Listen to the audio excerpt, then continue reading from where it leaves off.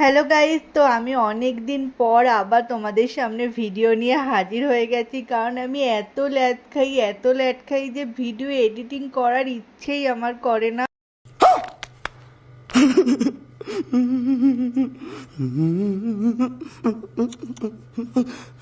তো অনেক দিন পর আমি আবার ভিডিও নিয়ে চলে এসেছি, আর আমি এখন এক জায়গায় যাচ্ছি, আর আমি অটোতে উঠেও পড়েছি। আর অটোতে উঠে দেখো আমি হাবড়াতে যাচ্ছি। আর এখানে আমার এক বান্ধবীর সাথে দেখা হয়ে গেছে। আমি তো বলিনি আমি কোথায় যাচ্ছি। তো আমি যেখানে জব করি তো সেখানকার ওনার তো আমাদের আজকে ট্রিট দিচ্ছে তার বার্থডের জন্য। তো সেই জন্য আমরা সবাই সেজে গুজে একদম ফিটফাট হয়ে চলে এসেছি রেস্টুরেন্টে। তো এটা আমরা রাজনন্দিনীতে চলে এসেছি হাবড়াতে। আশা করছি তোমরা সকলেই চেনো। আর এখানে সকলের সাথে মিট আপ হয়ে গেছে।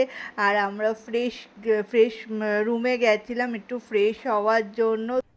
अरे कहना क्या चाहते हो।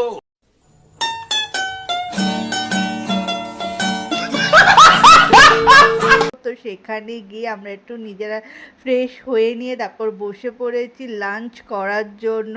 তো এখানে আমরা প্রচুর সেলফি তুলেছি, প্রচুর যে যার মতো মানে যত ইচ্ছা এখানে আমরা সেলফি তুলেছি, ভিডিও করেছি।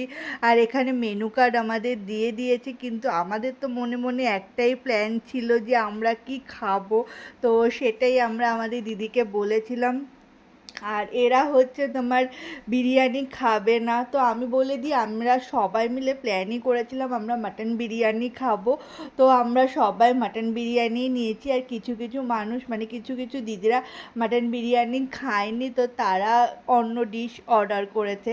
আর ফার্স্টেই দেখো আমাদের তোমার স্ন্যাক্সে ছিল তো নাম আমার ঠিক অতটাও মনে নেই, রেশমি কাবাব আর শাহি কাবাবই যতদূর সম্ভব মনে আছে। তো সেটাই ছিল, আর তার সাথে ছিল স্যালাড। আর তারপরেই দেখো আমরা বসে রয়েছি কখন আমাদের বিরিয়ানি আসবে। A few moments later. আর এখানকার পরিবেশটা দেখো এত সুন্দর, আর মানে পুরো কলকাতার ঐতিহ্যকে এখানে তুলে ধরা হয়েছে।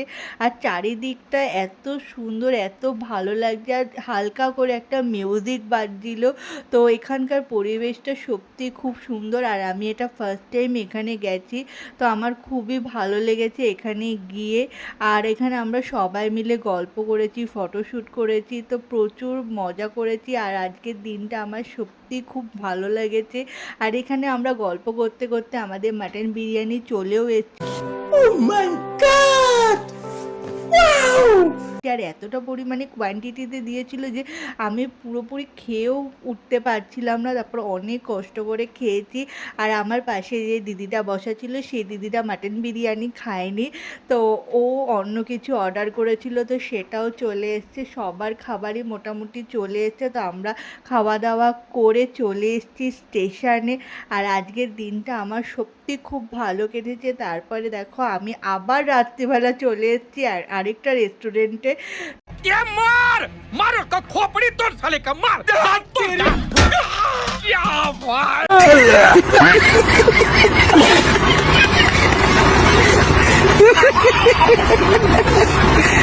তো সেখান থেকে দেখো এটা ফিশ কাটলেট আমি নিয়েছিলাম।